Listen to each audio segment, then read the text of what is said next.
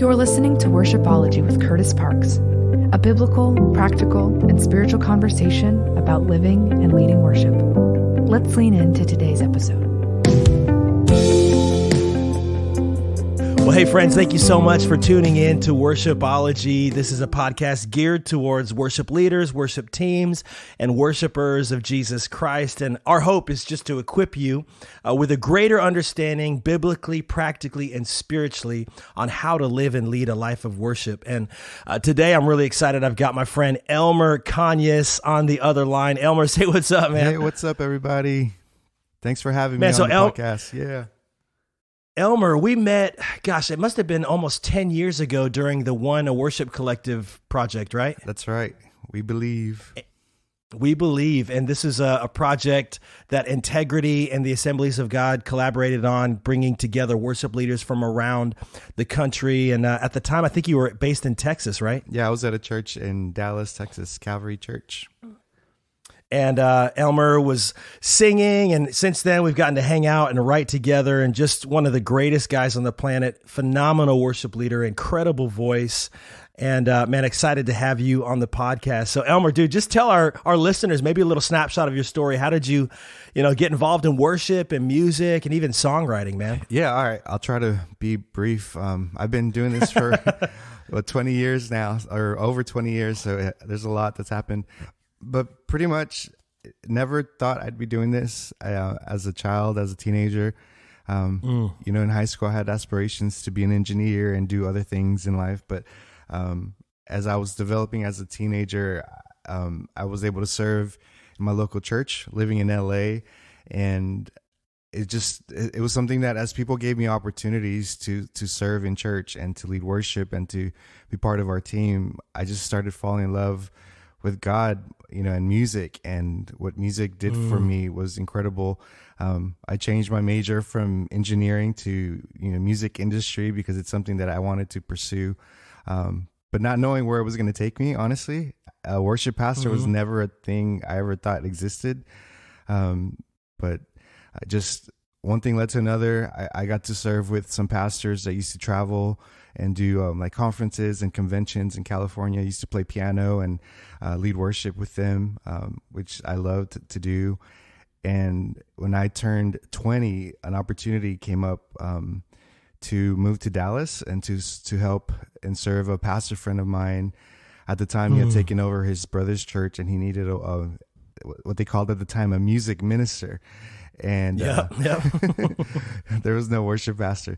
But then awesome. I made the move from LA and moved to Dallas, and I took over the position, was able to serve there for 4 years. And then, just as most of our stories go, you come into a relationship with different people, and relationships really open different doors. When my season was done at that church, that's when I ended up transitioning to Calvary Church, which is in Irving, which is part of Dallas pretty much. And when I was there, I was serving as a Spanish worship pastor.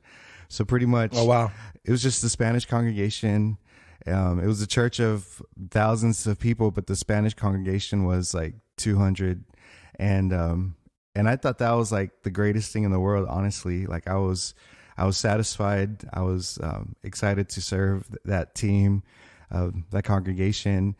And within a year's time, without me expecting anything, God opened the door, and I ended up becoming worship pastor for the entire church, like English. And I was leading worship in students and in our youth team, young adults, Spanish, our English services. And and it was something right there. And it was that season that it was like I had to learn, and I was stretched, and I was developed into so many different things. Once you serve at that capacity where there's a lot happening, production and marketing and communications and a lot of things that you don't think are part of a worship pastor's role, but somehow we, it's all intertwined, and we get to serve in those areas. And so Well, let me pause you for a minute because you know, obviously like starting off leading Spanish worship and then kind of moving into this position where you're leading worship for the entire congregation. Do you bring some of that bilingual worship into the larger congregation? Of course, being in Texas, I mean, you guys have such a mixed congregation, I would imagine, but talk to me a little bit about that because I do think, you know, obviously we're starting a brand new year here, 2023. The United States in particular is getting more and more multicultural every passing year. And I just know, like, even in my time in DC, like leading Spanish worship, we did it once a month at our Gala campus, which is in Northwest DC, a high concentration of just, you know, South America, Central America, Mexico. And I loved it. I mean, I took Spanish classes in high school, and I was one of the few guys in our class that didn't forget everything. I love Spanish and you know, been to Guatemala a handful of times. So just talk a little bit about that, because I think you carry that gifting really well, how you can weave in, because I've seen you do it, weave in and out of it. What did that look like moving from leading Spanish worship pretty much full time to now you're, you know, overseeing the worship department at the entire church? Do you bring some of that with you? What does that look like? Yeah. So just going back to that specific experience, that was one of the reasons why that opportunity actually opened up. Oh, wow. I remember Pastor George, who was the pastor of the church at the time. He had mentioned to us how God had spoken to him that his church was too white. And Irving is the most diverse city in all of Texas, because you have DFW right there. And so it was a real personal conviction for him. And so that was part of the conversation. So knowing that was his heart, again, allowed me to step into that role and just be myself, really.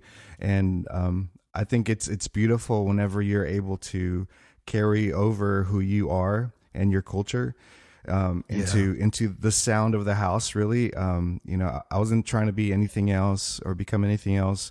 I'd have musicians come in from different backgrounds and different styles of music, and instead of trying to box them in and like nowadays where they have to sound exactly like the multi-tracks, you know, we would outwork everything in rehearsal. Everybody had a different sound, and just like our voices, just like our language, our instruments carried a different flavor. And I think you even talk about that in your new book, you know, Many Flavors. And and it was a beautiful thing just to bring in.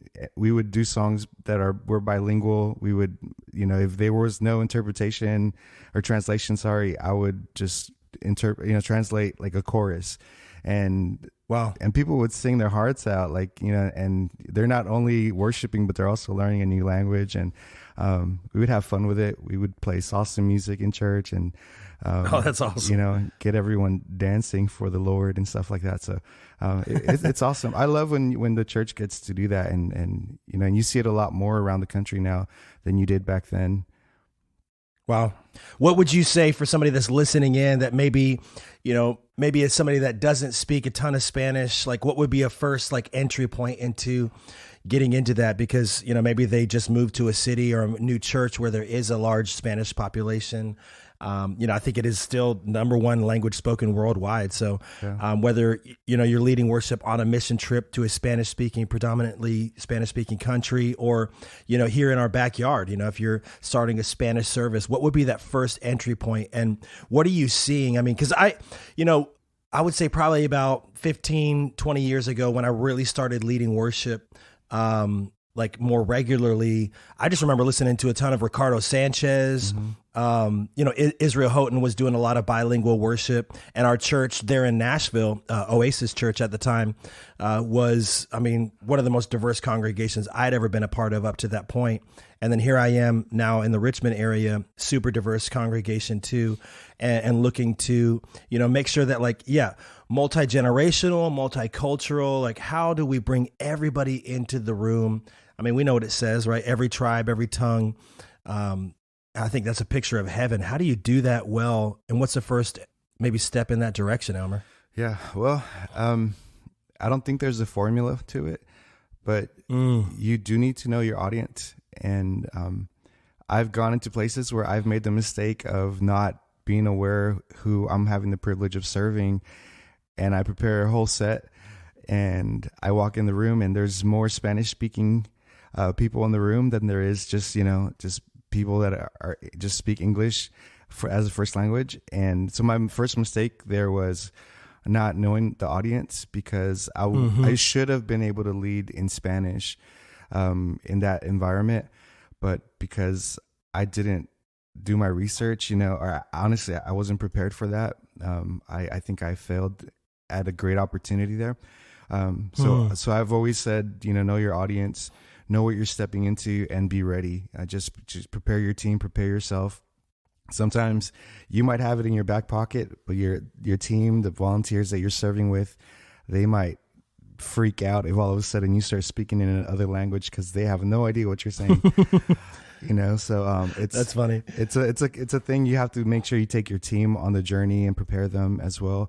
But know your audience, know the people in your community, your church, the heart of your pastor. I've been in places where I've been asked not to lead Spanish songs because they had a Spanish service. So and that way you're not pulling the crowds apart, and people say, "Oh, I'll just go to the English service since they sing in Spanish." You just have to know where you're at, and then if it is something that you're wanting to do and you're asked to do, or it's in your heart, obviously talk to your pastors, your leadership, and then just introduce a chorus here and there every once in a while in Spanish, and you'll know, like you'll just if you know how to read the room, you'll know when it's a God thing and people just start singing along. It's not a distraction. A lot of times people will do it because somebody recorded a song bilingual and they think, I want to do the same thing. And right. And only because you heard it somewhere doesn't mean you should do it. So make sure it's a thing that the Holy Spirit's leading you to do, and you'll know. And even if you try it just because you wanted to, you'll know if it was meant for your church or not. But ultimately, it's a beautiful thing when it happens. Well, I really like that I've heard you say it several times, like read the room, know your audience. And I mean, bring us up to speed to where you are today, because it's kind of a totally different audience. I know now you're at LifePoint Church, which at some point in the last 5 years was the fastest growing church in America. Yeah. And you're in Clarksville, Tennessee, which, home to one of the biggest Army bases in the country. So probably a little bit different of a congregation, but still super diverse. Talk to us a little bit about what does that look like leading worship there? And then maybe even, what are some of the best practices as far as leading a team in that environment and helping create that worship culture in that environment? Yeah. It is really different, man. Just being in churches where you just step on the platform and you just say Jesus and like the place goes on fire, and I love that. And like, you don't have to do a lot of exhorting and stuff like that. I've been in those places. Being here in Clarksville, it's a little different. There's people, people are a lot more reserved. There's a lot more, I believe what I've been told, the culture is different as far as even denominations. A lot of more Southern Baptists in the area, Baptists in our city. And so it's just the approach on worship is completely different. A lot of reserved people. So one of the things I've had to learn, or actually step into this season, instead of trying to recreate past experiences, and even like I'm super passionate and I want to just like be jumping on stage and, just when we have moments like night of worship and stuff like that, like we see that because you have all the people that love worship turn out, right? And so it's incredible. But on a week to week, Sunday services, every service is different. We have 4 services right now. Every service has its own dynamics because of the people in the audience. There's some people that they'll just stare at you while they're drinking their coffee, and you just want to tell them like, put that down, just worship. But wow. And then there's other services where people are just hands up, just praising the Lord, and you can just see the passion they have for worship. And so we're in what would you say is the percentage of military families at your church? Because Fort Campbell's right down the road. And we're kind of in a similar situation with Fort Lee being so close to our church here in the Richmond area. But do you think that reservation in worship is kind of a part of that military lifestyle? I think maybe. I don't want to put it on just on that. Like, I don't like to make excuses, for culture, but I just think, I think that might play into it. And there's a lot of new Christians as well. And so, because of the military, they're moving around and then they're just getting saved. And we see that, there's people getting saved every week, people getting baptized every month. And so, that it's an awesome thing. And so there's a lot of baby Christians. So one of the things I'm learning is it's we're at that place of teaching, and our pastor is an incredible teacher of the word. And, that's one of the things we love to do. We don't just do things to do them. We always want to educate and, through scripture. And so even in worship, it's something that we're doing, and we started off this last part of the year, and we're implementing something called Worship Foundations. I'm running our entire worship team through it, teaching them the what is worship, what is praise, why we do it, what does the Bible say about it, what is our role in it as Christians, as believers, and we're trying to create the culture. Culture is what you allow, and I can just scream on the platform and people will just continue to drink their coffee and just like check their Facebook and Instagram while we're worshiping, right? But instead of doing that, we're wanting to educate and shift the culture from the inside, and even make that available to our church. We're like, hey, we want you guys to learn how to worship at a whole nother level. And so it's a different environment for me, honestly, especially coming from Spanish speaking churches. Spanish churches are real, real hype and passionate when it comes to anything music related, honestly. And so for me, it's a new season, and it's taken me to a place where I have to pastor people through this experience versus just like, it's not just creating an experience. It's actually leading people through it. So yeah, it's a little different. Well, talk to me a little bit about that Worship Foundations. Is that like a small group you're doing with your team? Is it something you open up rehearsals with, or is it kind of more out of one-on-one coffees? What does that look like? And is that a curriculum that you're writing, or is it kind of more just off the cuff, on the fly? Hey, let's open up our Bibles to Psalm 123 or something like that. Well, it's something that we started when I was at our church in Irving and at Calvary, Gateway Church. I know a lot of people are familiar with Gateway. They're one of the greatest churches at resourcing their volunteers, and they're, just with anything for, from vocal lessons to learning an instrument. And one of the things that Zach Neese started, I think, in like late 2000s was a class called Worship Foundations. And it would just unpack everything from the definitions of worship, praise, the tabernacle. And so it was like a 6 to 10 week course. And just over the years, it's something that I've carried with me, and teaching other people. We've modified it for us here at Clarksville. It's a 6-week a 6-week course. And at the moment we introduced it to our team, it was 30 minutes before rehearsal, and we ran our entire team through it.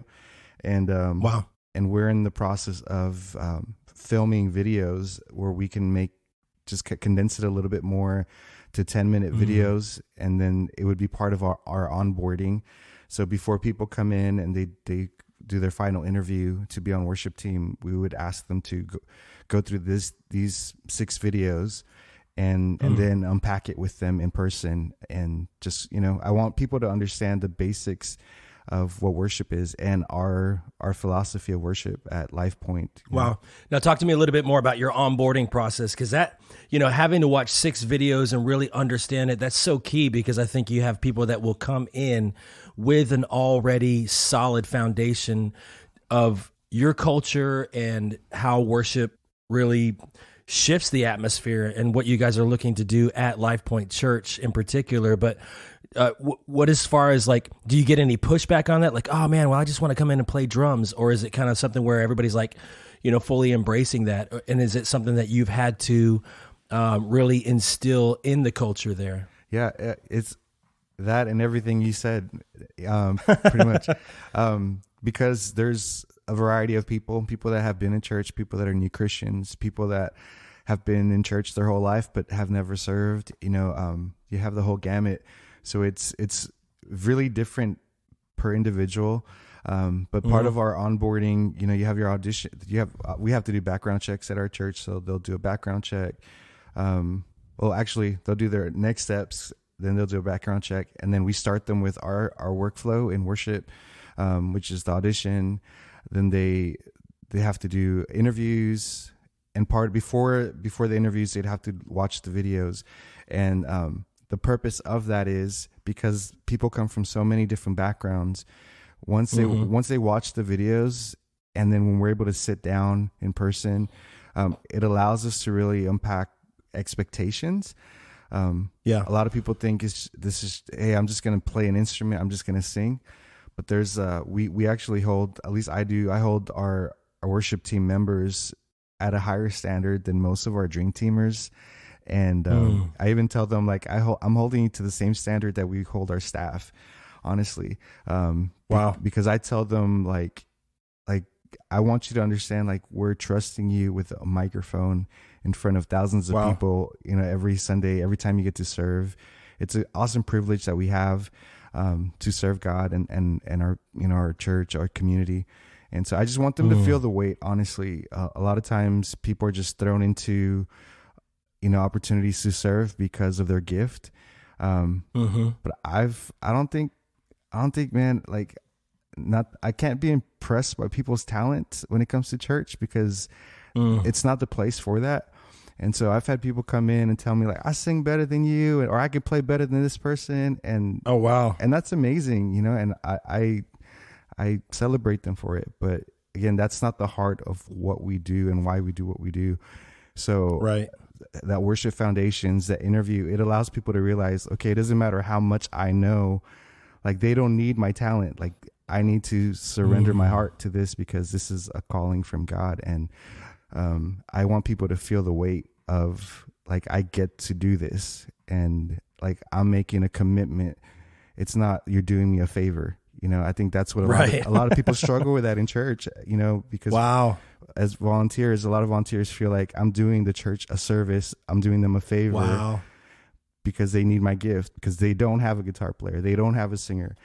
And that's when it gets really hard, because as leaders, we're like, well, I don't like their personality, but I need them. And I straight up tell them in our interview, like, hey, like, I don't, like, if I need you, I can't lead you. And so I make sure to let them know, like, dude, say that again. If I need you, I can't lead you.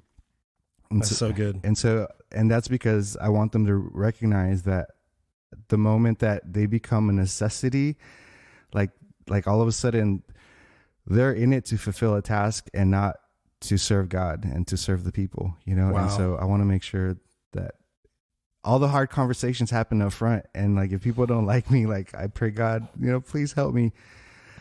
but once they're in, dude, I love that, though, because you're not afraid to go there. And I think that's really what it takes in a worship culture. It's like, dude, pride and praise cannot coexist. And I think there's just so much ego that's brought into a larger worship culture within the church, capital C. And as worship pastors, AKA shepherds, you really have to guard against that mindset and that spirit infiltrating your church, and especially your team, man. That's so good. I love that. Yeah. And at that point, when we're at that moment where, like, we're just tearing walls down, like, I make sure I always ask them, like, I want you to give me permission. Like, you saying yes, like, I'm going to continue, like, you're giving me permission to pastor you. And I think that's one thing we, just over the years, I never used to do, because people would just, they were great at what they did. And so then you just let them go and let them step into the role.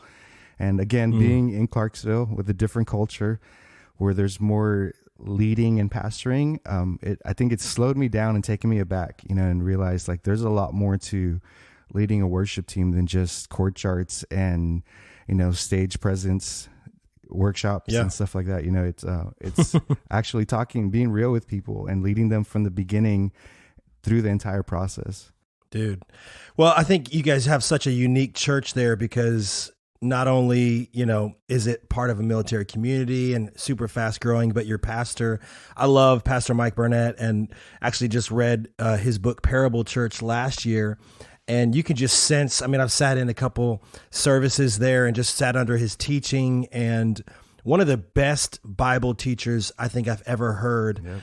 in that pastor role, being a part of a great teaching church. How do you steward that in your worship ministry? I mean, you've talked a little bit about worship foundations and kind of taking that teaching, gifting into the worship team. But what does that look like as far as like, are you guys writing songs out of the message? Are you guys taking teaching moments into your actual service and unpacking songs? Or, I mean, how do you steward that mantle, I guess I would call it, of being a great teaching church and then kind of like implementing that into your worship culture? Yeah, definitely. We sit there, and expectations are that we all have a notepad, and a pen, taking notes in our services. And as I write down notes, there's a lot of times that Pastor Mike will say something, and it'll be like a song idea. You just kind of mark it down. And there's been several songs that we've introduced over the last year that have come out of his message, and the heart of his message, honestly. A song that I wrote at the beginning of last year called Talk About Jesus. And he was just talking about evangelism. And so we wrote this easy song that, just kind of became this anthem for a season for the church as we were Talk About Jesus. Wow. And we're in the book of Acts, and then we shifted things internally in staff. We started a staff chapel. He was talking about and teaching us about, allowing the Holy Spirit to fill every space, to lead the way. And out of that came a song called Holy Spirit, Lead the Way. And so it is through a lot. And again, I teach our team, be listening to what God is saying in the message and just through what we're doing as a church. We're a church that loves, we love missions. We love serving our community. And so those are great opportunities for us to just capture what God is doing. For us at Destination, I mean, it's kind of the same thing, writing songs out of the sermons, out of the messages, and even kind of like in a prophetic way of like, hey, we're going to be doing this series in 2 months called blah, blah, blah. Would you guys consider writing a song for that to kind of be the groundwork and the anthem of that series?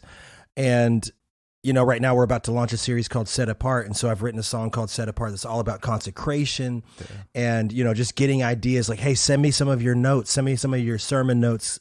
And those turn into lyric fuel. And I love the fact that, you're there on the front row taking notes and like writing things down because, as a songwriter, as an artist, I would even call us poets at times, like, you're taking these lyrical ideas and taking a message, which, let's be honest, like throughout my lifetime, I probably heard tens of thousands of sermons. I can't recall maybe 3 or 4 of them. But when you take that sermon and you put it into a song, okay, now we're talking because that song has got melody, it's got sticking points to it, and you're basically singing the sermon now. I mean, that's so good for anybody that's listening that's like, hey, how do we start a songwriting culture?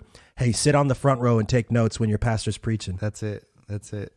And it doesn't have to be fancy. It doesn't have to sound like every other song. The heart behind that is just capture the heart of what God is saying and put it into melody. And honestly, as simple as it might sound, it might be like a few lines in a verse and a simple chorus, but the congregation, your church automatically connects with that song at a whole nother level because it's part of what they're learning and growing in as a community through the word and now through a song. So, a lot of songs honestly are meant to be for local churches and, that's exciting. And that's where we're, well, and I think you've got to be okay with that. I think you got to be okay with that because there's so many, I talk to worship leaders all the time. They're like, man, we're trying to write this song and release this record and we're really hoping that this song gets out there. And I'm kind of like, well, what does that mean to get out there? Like, have you played it in your church? Are the people in your congregation connecting with it? Because if they're not connecting with it, it doesn't matter if you put $100,000 into marketing the song. Chances are it's probably not going to start any fires outside of your city if it hasn't started a fire within your church. That's it. And I think that's great, man. Well, dude, let me ask you one more question as we're kind of coming to the end here. We're starting a brand new year now. We're in January 2023. I know you're somebody that prays in the Spirit. You hear from the Holy Spirit. What is the Lord speaking to you right now in this season as we kick off a new year? I'd love to just I think this is going to be a recurring question I ask worship leaders from here on out. Is just, man, I just want to know what the Lord's speaking to you right now. Yeah, going into this new year, it's more of a challenge for me personally to step into my giftings of songwriting. For many years, it's something that I'll just do it every once in a while, and we'll sing a song in church like once a year, twice a year. But I'm literally writing songs like just about every day of the week. And oh wow. And I don't do anything with it, honestly. I've done a few things here and there, but just as this year has been wrapping up, I've just been challenged by God and the Holy Spirit into like really not holding back what He's given me. And I think I've used the excuse of, but I'm serving people, I'm doing other things, I'm already occupied, right. I'm using my time wisely, but in reality, I feel like there's so much that God's given me personally that I've just kind of put to the side that can be a blessing to other people and lead people to Jesus. I think that's the important thing. I'm not trying to make a name for myself, but if I can lead them through a song that's a story, just storytelling, if it's a song that's personal to me or a worship song, I think that's something that I really need to step into. Part of that is devotion. Being in ministry for over 20 years, you get into your routines, your devotionals, your prayer life, you read scriptures, you read so many books, you take Bible classes, you do all these things. But I just feel God challenging me to a whole other level of devotion. Honestly, I don't know exactly what that looks like. But I do know that my pen and paper is part of it. So that's why I say songwriting for me next year is going to be real important, because I really feel God's trying to, he wants me to capture something that He's trying to express through my songwriting gift.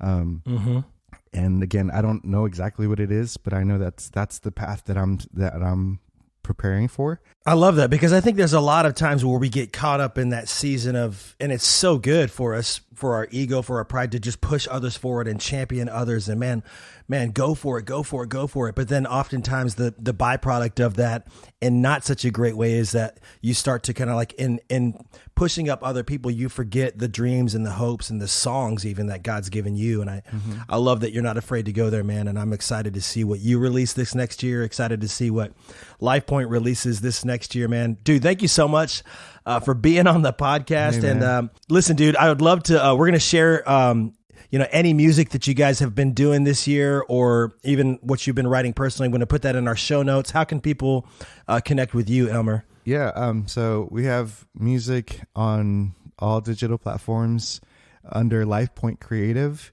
And then I have my personal stuff under Elmer Cañas Jr. So it's all there, available for people to enjoy. Love it, man. Dude, thanks so much for being with us today, brother. Hey, man. Thank you. You've been listening to Worshipology with Kurtis Parks. To learn more and to find resources for worship leaders and teams, you can visit kurtisparks.com.